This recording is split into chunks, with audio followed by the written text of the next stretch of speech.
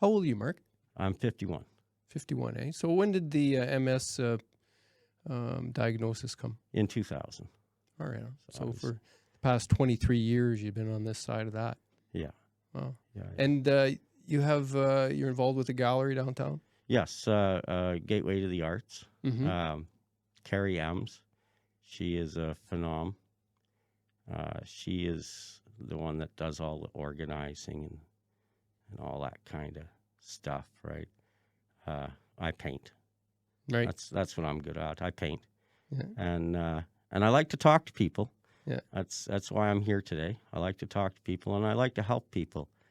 You have a project fundraiser that you guys are in the midst of planning and hoping to do that's involves teams of painters. Tell me more about that. Okay, so well, let me just backtrack and work up to there first, because Sure.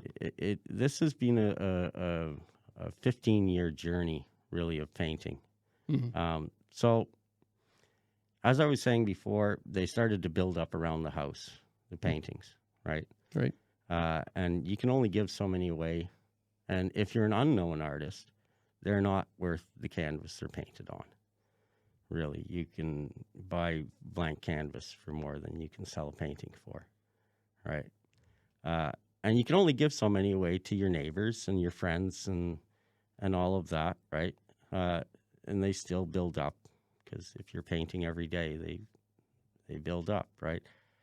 So I thought, well, how can I give back to my community that I feel I've wronged, right? Coming from an old family,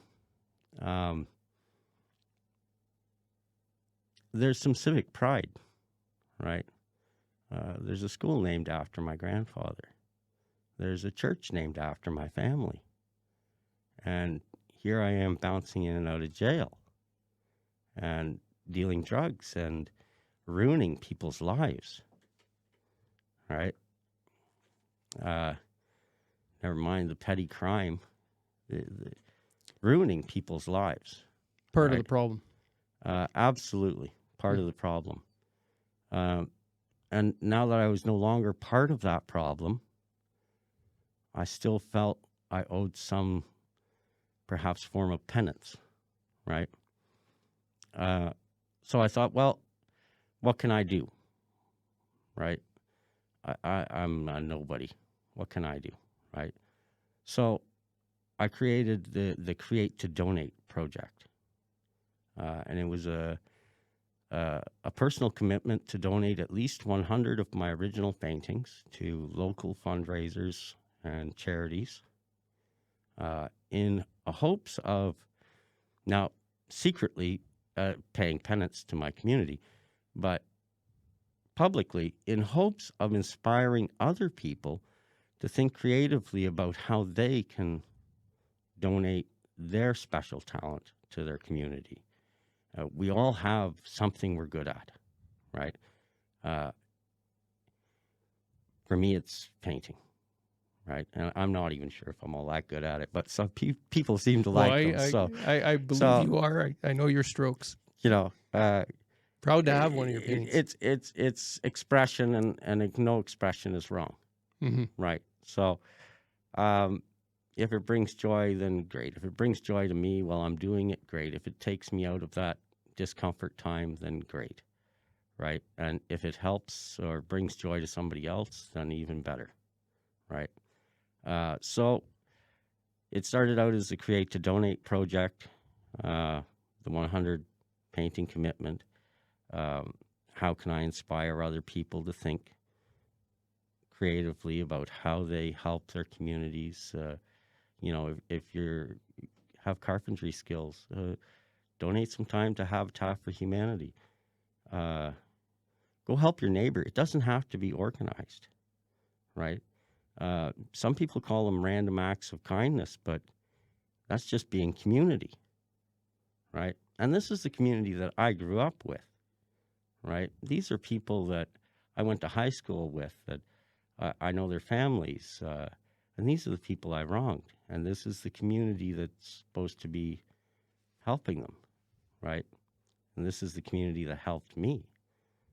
even though I had done them wrong, right? So once that was done, I was successful with my 100 paintings. Once that was done, then it was, well, my kids want something to remember me by. I can't give every single painting away, right? What else can I do instead, right? So I thought of the Community Excellence Award, and really, I was living in Mattawa at the time, and the Create to Donate, I had finished that commitment, and I thought, what else can I do? And I was sitting thinking, what else can I do? What, right? There's only so many organizations that you can support. There's only so many charities that have fundraisers, that have, right, that I can actually support with what I'm doing the way I'm doing it. So I thought, well,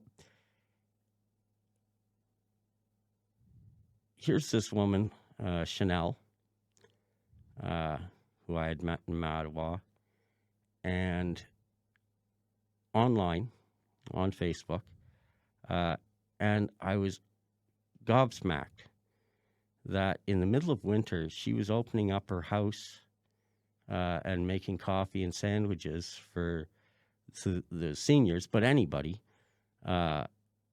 because she was halfway between the hospital and the senior complex, right? So the seniors walking, they could stop at her house and warm up and have a friendly conversation, a cup of tea or a cup of coffee, a sandwich. And she had no expectation from the community about this. She was doing this all out of her own pocket just because she's seen a need for the community and stepped up, right? So I thought, well, I'm going to honor her by offering her one of my paintings, right?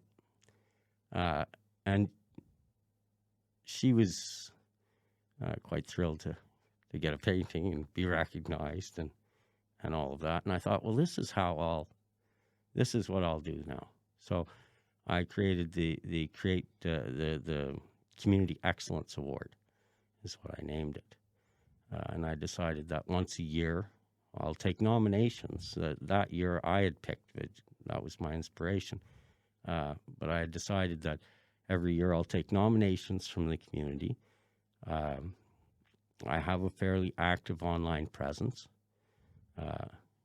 So I'll take nominations from the community who they want to see honored, right? A volunteer, somebody in the community that's making a difference for their community, that's just completely selfless, right? So the nominations roll in, and then every year I pick through them, a little backstory about what they do and blah, blah, blah. And it really goes on what they do and how many votes they get. Some people are just resounding. 20 or 30 people will nominate them. And, well, I guess the community is picked this year, right? So, yeah, that's... and this is your 9th year? Yes, this is my 9th year, yeah. And who are you honoring this year? Tracy Clement. When I put it up last month that I was going to be donating, it's time to take nominations again. This year's theme is fireflies. And those are the people that light up our community, light up the darkness, right? Like a firefly. One firefly in a room isn't going to light up much, but you put 1,000 of them and the whole forest is alight, right? Well, an interesting thing with that, because yes, a firefly creates other fireflies to light up. That's right. a signal. So when you have more than one and one is shining, and right. then everybody else will want to shine. Right, exactly. Yeah. So this is the whole idea as well behind the Community Excellence Award, is to try and honor people and to encourage others about thinking about how they can, again, the same as the create to donate. How can they donate their own time? And it doesn't have to cost anything. Like, there's a lot of things we can do for our neighbors, we can do for our friends, we can do for total strangers. You're doing it for yourself, right? You're doing it so you can hold your head up high, right? You're doing it because you've been in that situation and wish somebody would help you. You're doing it, whatever your motivation is. Empathy, compassion. Whatever the motivation is, you're doing it, Mm-hmm. right? And that should be honored and recognized. And those stories told, we're all stories, right? If we don't recognize each other's story, if we don't express our story to be recognized, right, then how are we a community? What makes Tracy a worthy recipient? Her work with the homeless. She does a lot of outreach work with boots on the ground. She started her own outreach. What is it called? Hearts and Hands, I believe is the name of that one. But again, if you follow any of these outreach groups on Facebook, on social media, you'll always see Tracy is the one that's going to check on people when somebody needs checked on. Someone needs somebody that sees somebody that has no shoes or might be in a bad way.